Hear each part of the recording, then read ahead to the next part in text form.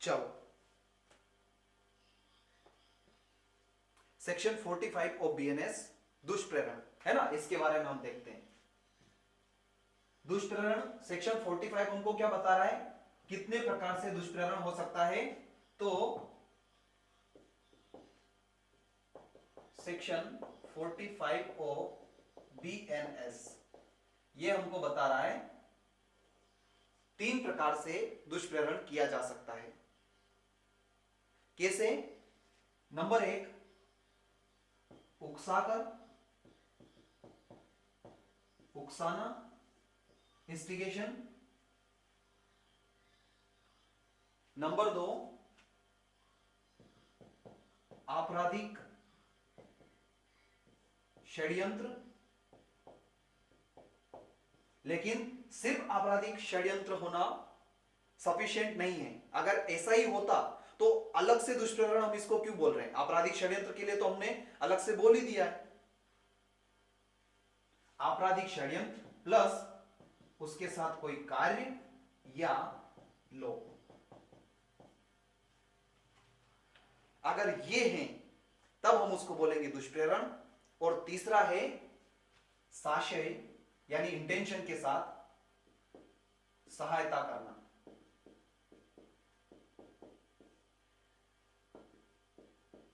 ये 3 प्रकार से दुष्प्रेरण हो सकता है, ऐसा हमें बताती है भारतीय न्याय संहिता 2023 की धारा 45। इतनी बात समझ में आती है?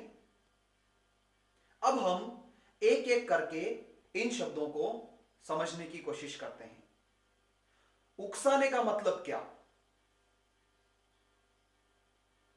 तो किसी भी कार्य को करने के लिए उत्प्रेरित करना। लेकिन अगर हम सिर्फ इतना सा कह दें तो किसी भी कार्य को करने के लिए उत्प्रेरित करना तो अच्छी बात होती है। सिर्फ इतना मतलब नहीं है। कोई भी कार्य 2 प्रकार के होते हैं, अच्छे कार्य और बुरे कार्य। तो किसी भी बुरे कार्य को करने के लिए या किसी भी आपराधिक कार्य को करने के लिए जब कोई किसी व्यक्ति को उत्प्रेरित करता है तब हम कहेंगे वो व्यक्ति को उकसा रहा है। अगर इस प्रकार से आप उकसा रहे हो तब हम क्या कहेंगे कि भैया तुमने उकसाया है और इस माध्यम से तुमने दुष्प्रेरण का अपराध किया है। अब जब कोई भी व्यक्ति किसी को उकसा रहा है तो ऐसा उकसाना जो है वो कैसे होना चाहिए? वो एक्टिवली होना चाहिए। कैसे होना चाहिए? एक्टिव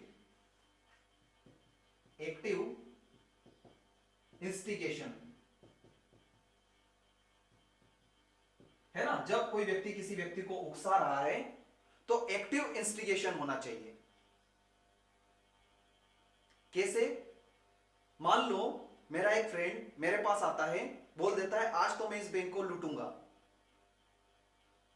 मैं बोलता हूं अरे हाँ जा लूट लेना यार, पहले इधर आ जा, पहले ये काम कर ले। क्या मैंने उस व्यक्ति को उकसा दिया? क्या नहीं, सिर्फ ऐसे ही मैंने बोल दिया, ये उकसाना नहीं हुआ। एक्टिव इंस्टिगेशन का मतलब क्या है? मैंने इंटेंशन के साथ उसको उकसाया, यानी कि मेरा भी इंटेंशन था कि हाँ भैया तू ऐसा कर ले, या मैं उसको बार बार फोर्स कर रहा हूं भाई ऐसा कर ऐसा कर। यानी कि उस उकसाने में मेरा इंटेंशन होना चाहिए, तब हम कहेंगे उस व्यक्ति ने अगले को उकसाया है। और दूसरा एसेंशियल एलिमेंट क्या है उकसाने के लिए?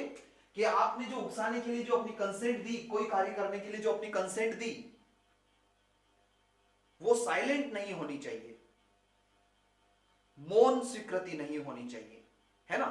क्या? मौन स्वीकृति या साइलेंट कंसेंट नहीं होनी चाहिए।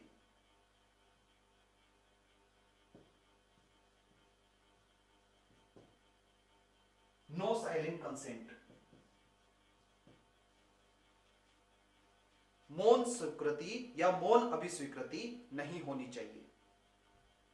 तब हम कहते हैं कि एक व्यक्ति ने किसी दूसरे व्यक्ति को उकसाया है। ऐसे अगर तुम किसी व्यक्ति से अपराध करा रहे हो तब हम क्या कहेंगे? तुमने दुष्प्रेरण का अपराध किया है।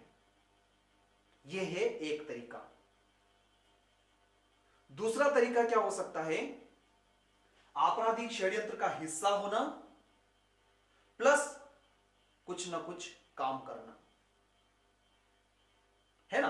अगर सिर्फ आपराधिक षड्यंत्र का हिस्सा हो, यानी सिर्फ सहमत हो गए हो कि हाँ ऐसा करना है, तब यह दुष्प्रेरण नहीं है। यही अंतर है आपराधिक षड्यंत्र और दुष्प्रेरण में। महज हिस्सा हो जाना, महज करार कर लेना, यह तो है आपराधिक षड्यंत्र, लेकिन उसके साथ एक्टिवली कुछ ना कुछ काम करना या कुछ ना कुछ लोप करना, तब हम कहेंगे कि तुमने उसको उकसाया है। सॉरी, तुमने उस व्यक्ति को दुष्प्रेरित किया है। और तीसरा है सहायता करना, है ना। एक एक करके मैं बताऊंगा, अभी मेरे को थोड़ा सा बताने दो, 2 सेकंड, है ना। एक है साशय सहायता करना। यह कैसे हो सकता है? फॉर एग्जाम्पल, ये 3 व्यक्ति हैं, ये अगला वाला, ये बीच वाला व्यक्ति इसको मारना चाहता है, हत्या करना चाहता है। ये जो पहला वाला व्यक्ति है, इसके हाथ में तलवार दे देता है, ले भाई मार इसको, गर्दन उड़ा दे। हेल्प करी इसने। अगर तुमने ऐसे भी कर दी तो हम क्या कहेंगे? तुमने दुष्प्रेरण किया है। इन 3 तरीकों से दुष्प्रेरण का अपराध किया जा सकता है, ऐसा हमें बताती है भारतीय न्याय संहिता की धारा 45। यह बात समझ में आई? चलो अब अपन रीड करने की कोशिश करते हैं।